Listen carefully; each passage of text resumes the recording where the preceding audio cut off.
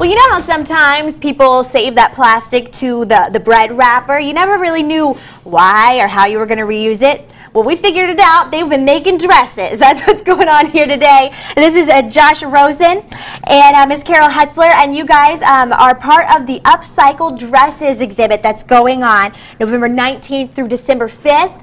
Tell us, I mean, what's going on with these dresses? This is bread plastic bags.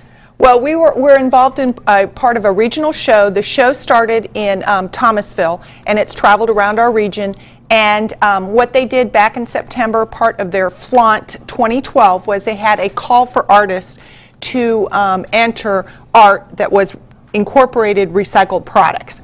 And Josh was one of those artists that was selected. And of the artists that was selected, they paired them with corporate sponsor, and they were created dresses. And there are 28 dresses that are part of the exhibit, the Upcycled dresses, and they actually were part of a runway show, a green runway. Gotcha. These are just 3 of the examples here, and Josh was one of the chosen artists, and here's his dress here, and Josh is a local artist here, so I'm just going to let him tell you about his dress there. All right. Well, mine was Hearst boiler, and it's leather. They had leather and metal, so that's what I use in my sculptures. I've had them on. You know what they are.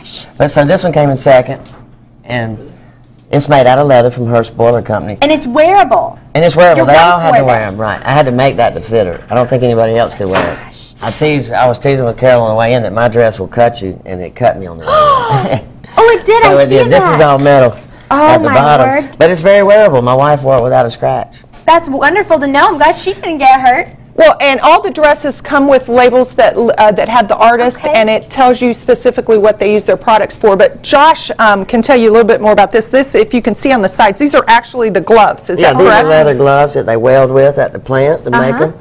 And they're metal from their boilers, and then I put some rocking chair on it. But everything is supplied by them, so I kept it real. Now, how did you get the inspiration to kind of figure out what you wanted to do with all this?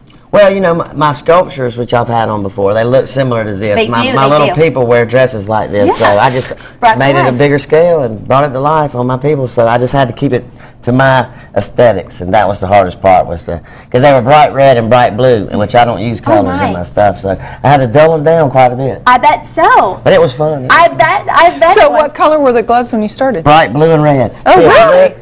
Oh, you okay. You can see it underneath. So I just rubbed oil and cigarette ashes and ashes out of the grill and whatever I could find on them to make them dirty.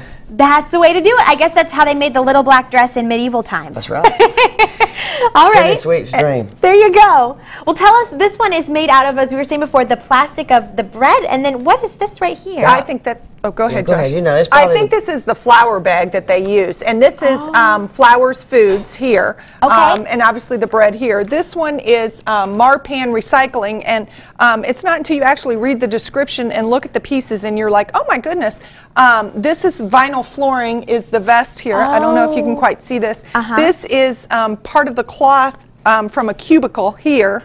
This is sofa upholstery, and this was what, the concrete bag or something? Bag. Yeah, they put it down when you pour concrete. Oh my gosh. Yeah, so they're all very interesting, and the other dresses are equally as interesting. We have one from a company, for example, that made out of money. We have one from a bank, and it's all shredded money. It's gorgeous. Yeah, shredded money. We have one that is that was one of my favorite ones. Yeah, we have one that's a paper dress. We have all very paint swatches from like Lowe's. You see those paint? Oh yes. So it's a rainbow. You have everything. I love it. I love it. And so this is going on at the Carnegie Library. Correct. So everybody needs to come down and support your art. This is really cool, and it's only through December 5th. There are 28, all wearable. All wearable. And so this is just amazing. We're going to be talking a little bit more about it when we come back, so you guys make sure to stick around, and we'll be back with more after that. All right, thanks, Chris. Well, we're back over here talking about these upcycled dresses, and they are absolutely just breathtakingly amazing, all the details. I wanted to show these ducks behind here. There's a gun, not a real gun, but they have made a gun, and there's, oh, I didn't even catch that. There's ammo on the back, and these ducks, like she's been going hunting. But this is Carol Hetzler and Josh Rosen, and he is actually the artist that's made this one in the middle right here. And all of these dresses, there are 28 of them. So this is only 3. You can go see them. They're on exhibit now, November 19th, excuse me, through December 5th at the Carnegie Library. And you were talking about a little bit more about some things you wanted to say about your dress. Last time I was interviewed previously, I said Country Carol. I mean Country Linda, but it's really Country Carolyn. Thank you so much, Country Carolyn, for the effort. There you go. So and his dress is just amazing, but you gotta be careful because it's pretty sharp.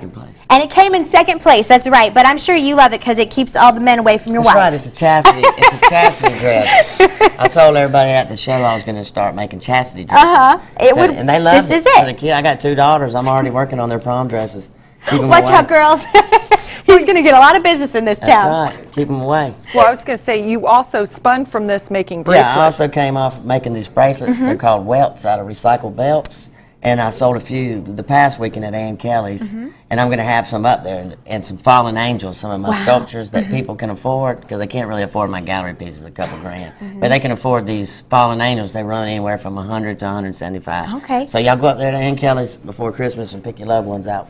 There you go, very unique pieces. But you guys have more exhibits going on. We do. We have this exhibit going on, and it concludes on the 5th. But for the whole month of November, we have our Southwest Georgia College Invitational, and we have artwork from ASU, Darton, and Valdosta, and they were selected works from the college professors. There's 6 different categories, and there's some really nice 2D pieces and 3D pieces that will be there the entire month. Oh, I bet so.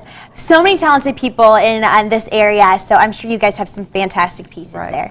And we're open Monday through Friday from 10 to 4, and right downtown at the Arts Council. So. All right. North Jackson. North Jackson, yes. So you said that this dress is kind of your sculptures come to life. This is kind of like their outfits. So how'd that make you feel knowing that you could bring one of your sculptures into real life? It was cool. I sat back at the show and everybody that walked through the door, I had a busload of kids came up from Valdosta that saw my show in Valdosta, and it was just fun to hear them walk in and they all said, that's got to be Josh Rose's. Of course, I didn't have the names on them then, but they said, yeah, that's Josh's, and they could all, it was funny to me that they could all pick out that was my dress. Oh, yeah. Because they know my art. So that's what I really wanted to do. It was really cool. It was a headache, but it was cool. I love that you have established such a brand that people are able to pick it out of a crowd. That's really cool, yeah. That was the coolest thing. That was better than the money for winning. How fun. People knowing you. Well, now, do you have a Facebook page? I do. I have a website you can check out. It's thtmtm.com, the hands that make the monsters. And that'll have some images. So we appreciate you guys coming on this morning. Again, you guys can go check out these pieces November 19th through December 5th at the Carnegie Library. And wish you all great luck in all the future art that you're making. That's right. Thank you for having us. All right. Well, we're going to go on back over to Chris now.